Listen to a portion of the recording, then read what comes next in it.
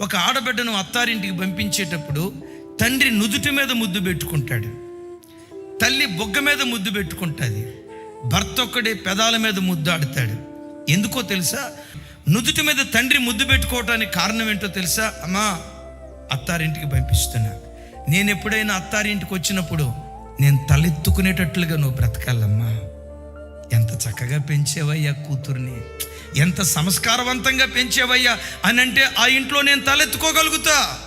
అలా కాకుండా ఇది పెంపకం అయ్యా, ఇలాగా కూతుర్ని పెంచేది అని అంటే అమ్మా నేను అక్కడ తలదించుకోవాల్సి వస్తుంది, నేను తలదించుకునేటట్లుగా బ్రతకొద్దమ్మా అని తండ్రి నుదుటి మీద ముద్దు పెట్టుకుంటాడట.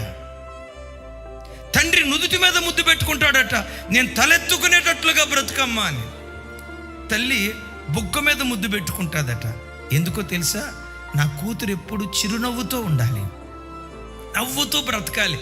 ఎప్పుడైనా అత్తారింటికి వెళ్తే, నా కూతురింటికి వెళ్తే నన్ను చూడటంతో కూతురు సంతోషంగా, మమ్మీ నాన్న దగ్గర నువ్వు ఎంత సంతోషంగా ఉన్నావో నా భర్త దగ్గర కూడా నేను అంత సంతోషంగా ఉన్నా, అత్తారింట్లో అంత సంతోషంగా ఉన్నానని నా కూతురు నవ్వుతో నా దగ్గరికి రావాలి అని కుమార్తె బుగ్గ మీద ముద్దు పెట్టుకుంటుందట.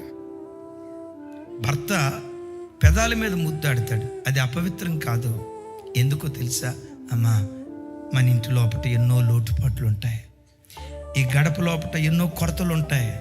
కొన్నిసార్లు మా అమ్మ నిన్ను అర్థం చేసుకోకపోవచ్చు, మా నాన్న నిన్ను అర్థం చేసుకోకపోవచ్చు, నా తోబుట్టులు నిన్ను అర్థం చేసుకోకపోవచ్చు. నీకు కడుపు నిండా భోజనం పెట్టిన రోజు ఉండొచ్చు, కడుపు నిండా పచ్చి మంచినీళ్ళు మిగిల్చిన రోజు ఉండొచ్చు, కడుపు నిండా భోజనం చేసిన రోజు ఉండొచ్చు, ఆకలి దప్పులతో ఇంట్లో పస్తులతో పండుకున్న రోజు ఉండొచ్చు. మన ఇంటి లోపల ఏం జరిగినా మన ఇంటి గుట్టు నీ పెదవుల ద్వారం దాటి, విన్నారా?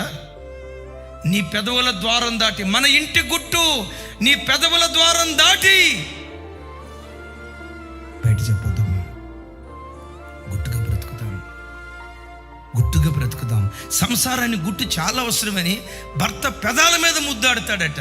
నేనంట ఇలా కుటుంబాలు కట్టబడితే, నేనంట డిసెంబర్ 25వ తారీఖు ఒక్కరోజే కాదు, ప్రతిరోజు నీ ఇంట్లో క్రిస్మస్ పండుగ అనుభవిస్తాం. ప్రతిదినం ఈ భూమి మీదే చిన్నపాటి పరలోకాన్ని అనుభవించగలుగుతాం.